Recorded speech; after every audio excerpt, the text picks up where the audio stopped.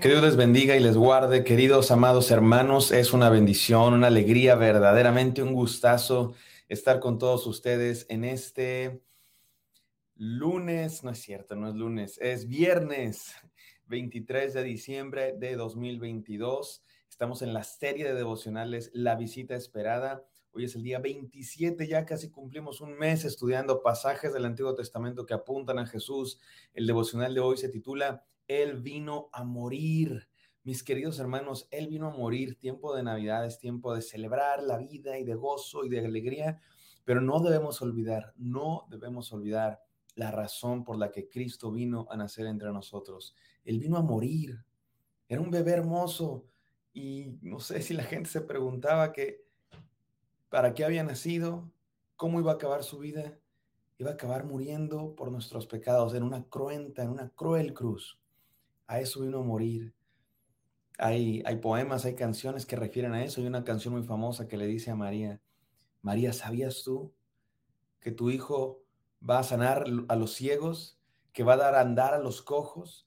María, ¿sabías tú que tu hijo va a calmar las tormentas y que los vientos van a obedecer su voz? María, ¿sabías tú que iba a predicar con verdad y que iba a apacentar a su pueblo como un pastor apacienta el rebaño? María, ¿sabías tú que iba a hacer milagros, sanar enfermos? María, ¿sabías tú que iba a caminar sobre el mar? María, ¿sabías tú que iba a morir sobre una cruz y derramar toda su sangre por la salvación de aquellos que creen? Es impresionante pensar en eso, porque tiempo de Navidad es bastante de alegría y de gozo y de celebración y de fiesta, pero no debemos olvidar a qué vino, por qué nació: para morir por nuestros pecados y resucitar con poder. Y de eso vamos a hablar hoy. Y seguimos en el libro del profeta Isaías, que es un libro con muchísimas enseñanzas y con muchísimas referencias al nacimiento de Jesús. Ya llegamos al capítulo 53. Hoy vamos a leer el capítulo 53. Y es un capítulo que no se lee en Navidad casi nunca, porque realmente no es un texto que nos hable del nacimiento necesariamente de Jesús. Nos habla más bien de la muerte de Jesús. Es impresionante esta profecía, miles de años antes, y anuncia, profetiza, dice cómo va a sufrir el Mesías. Saben ustedes que los judíos no interpretaban este pasaje como que se refería al Mesías, porque los judíos esperaban un Mesías victorioso, no sufriente, un Mesías conquistador, no uno que venga a ser rechazado, un Mesías que gane, que tenga un gran ejército y que sea poderoso, no uno que venga a morir. Los judíos interpretaban este pasaje como hablando del pueblo de Dios en su sufrimiento, el pueblo de Dios cuando fueron conquistados, cuando fueron pues sometidos hacia otros pueblos. Sin embargo, cuando nosotros lo leemos, es imposible no ver a Cristo Jesús. Se nos dice que fue rechazado, se nos dice que fue como oveja al matadero, que por su llaga todos fuimos sanos. Incluso se habla de su muerte y de cómo fue contado entre los pecadores, pero enterrado entre los ricos, que es exactamente como muere Jesús, entre dos ladrones, pero su tumba estuvo en la tumba de José de Arimatea, un hombre de dinero. Así es que este pasaje de Isaías 53 se le conoce como el poema, uno de los poemas del siervo sufriente, y no hay manera de evitar pensar en Jesús. ¿Y qué tiene que ver con Navidad?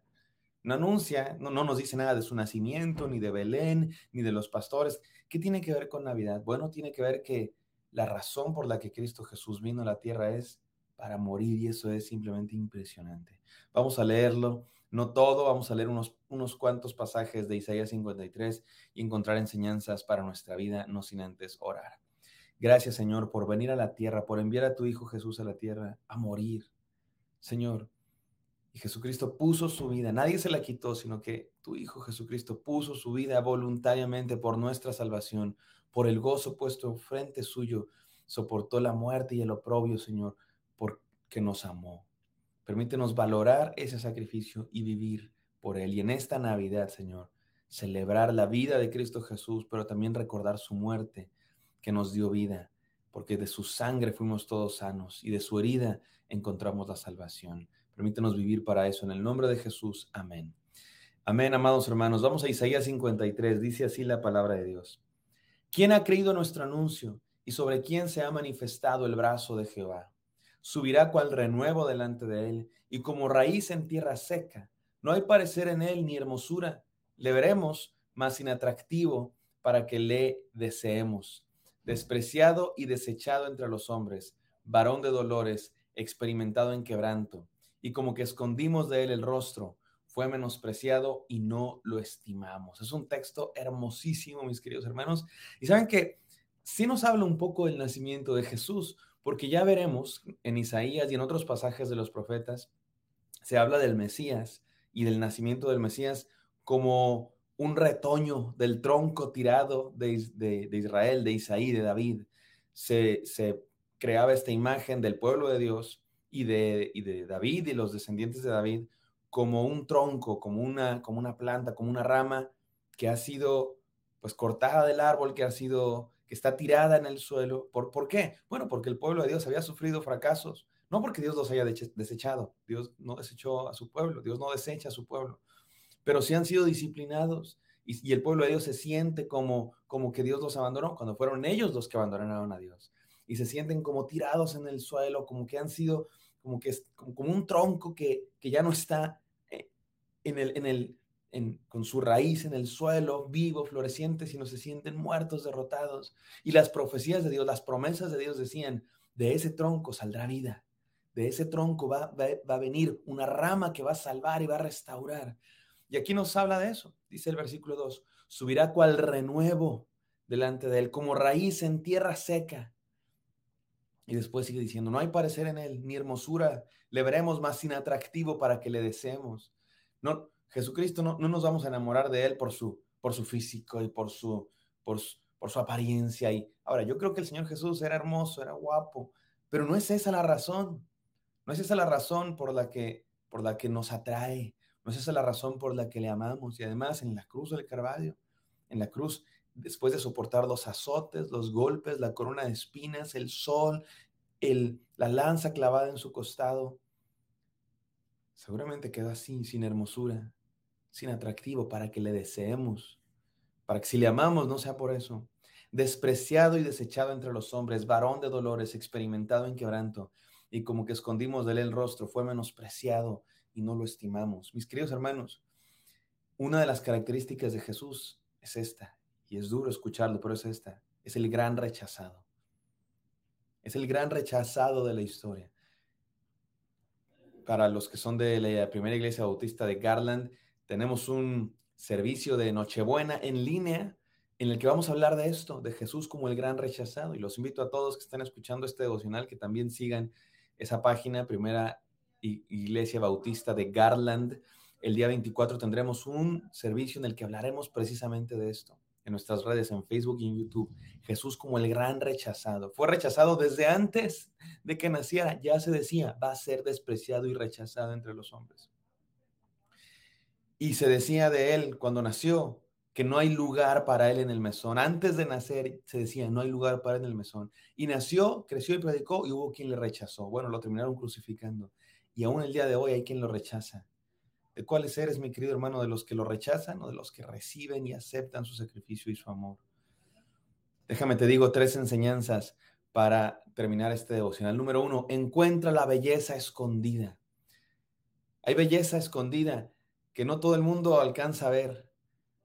Es triste que a veces los grandes conciertos, las cosas que todo el mundo ve, que traen masas, son las cosas más feas y de menor calidad.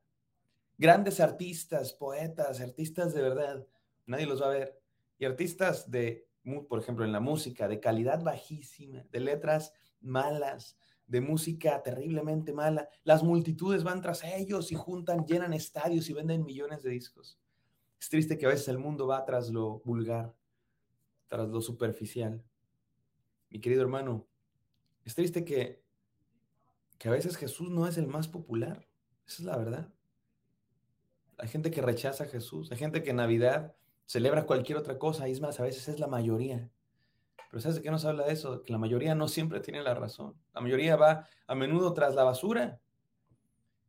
En Cristo Jesús, a veces sin atractivo, es la cosa más atrayente del mundo. Y es la cosa más bella del mundo, su sacrificio en la cruz. Descubramos, encontremos esa belleza, esa gloria manifestada en la cruz de Cristo, en su nacimiento sencillo en un pesebre, no en un trono, no en un palacio, No fueron multitudes a ver el nacimiento de Jesús, unos cuantos pastores, una tribu de sabios de Oriente. No fueron multitud, no llenó estadios Jesús cuando nació. Solamente aquellos que buscan de verdad la belleza de Cristo Jesús, su nacimiento, su muerte, lo encuentran. Número 2, recibe al que ha sido rechazado. Mi hermano, recibe al gran rechazado. Ya hubo suficiente odio, ya hubo suficiente rechazo en contra de Cristo. Que en tu vida no sea el caso. Que en tu vida haya aceptación, recibimiento del gran rechazado, que en ti sí haya lugar para él en tu corazón. Ven a mi corazón, oh Cristo, pues en él hay lugar para ti. Ya hubo suficiente rechazo, que en tu corazón no haya rechazo, sino recibe a Cristo en esta Navidad. Y por último, reconoce al Rey sin corona. Es un rey sin corona, es el Rey de reyes, Señor de señores, pero no nació en un palacio, no nació con corona de oro y joyas, incrustaciones de diamantes. Al contrario, nació en la sencillez. Reconócelo como Rey en tu vida. Él vino a nacer como Rey, pero vino a morir. Vino a poner el mundo de cabeza. No vino a triunfar con espada y con ejército, vino a triunfar con amor y con sacrificio. Él vino a morir, mi hermano, creamos en Él. Y como dice mi padre, el pastor de la Iglesia Bautista Oreb, que también los invito a seguir esas páginas de la Iglesia Bautista Oreb de México. Si no las siguen, síganlas en Facebook, YouTube, Instagram y hasta TikTok ya tienen. Mi querido hermano, dice mi padre, en esta temporada, feliz visitación. Él nos visitó. ¿Y sabes para qué nos visitó? Para morir por nosotros. Vamos a orar. Gracias, Señor, por enviar a tu Hijo Jesucristo, por visitarnos, para morir por nosotros. Señor, es impresionante. Y este pasaje de Isaías lo anunciaba siglos antes, Señor. Queremos, Dios mío, reconocerte, verte, ver tu gloria, ver tu belleza, aún, Señor, en la crueldad de la cruz, en la razón de nacer que era morir.